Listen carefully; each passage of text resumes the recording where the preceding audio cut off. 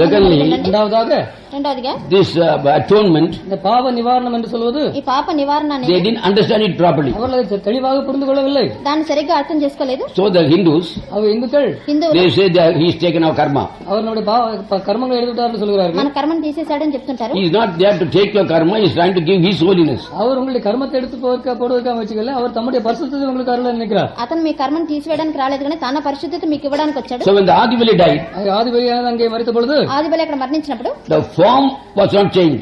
அந்த உருவம் మారவில்லை, ఆ రూపం మారలేదు. செத்ததும் கிறிஸ்து, உயிரோட வந்ததும் கிறிஸ்து. மரித்ததும் கிறிஸ்து, உயிர்த்தெழுந்ததும் கிறிஸ்து. మరణించింది క్రీస్తు, లేచింది క్రీస్తు. ஆனா உள்ள ஒரு ஆவிதான் வித்தியாசம். உள்ள இருக்கிற ஆவிதான் வித்தியாசம். కానీ లోపల ఉన్న பரிசுத்த வெளியே போய் தேவாவி அவர் ஆட்கொண்டது. పరిశుద్ధాత్మ బయట వెళ్ళిపోయి ప్రభు ఆత్మలో ఆయన ఆవరించింది. அவர் ஆட்கொண்ட தேவாவி உள்ள ஃபுல்லா இருந்துட்டு பரிசுத்த வெளியே மற்றவங்களுக்கு கொடுக்குது. ఆయన ఆవరించిన ప్రభాత్మ లోపల అతనికి పూర్తిగా ఉంది కాబట్టి పరిశుద్ధాత్మ బయట ఇతరులకు ఇవ్వబడింది. Then where is he is taking the sins? அப்ப அந்த பாவங்களை எப்படி எடுத்து கொடுக்கிறார்? అప్పుడు పాపాన్ని ఎలా తీసేయగలరు? அவர் பரிசுத்தத்தை கொடுத்து ஓம் பாவத்தை தள்ளிடுறாரு. అతను పరిశుద్ధత ఇచ్చి నీ పాపాన్ని బయట తీసేస్తున్నాడు.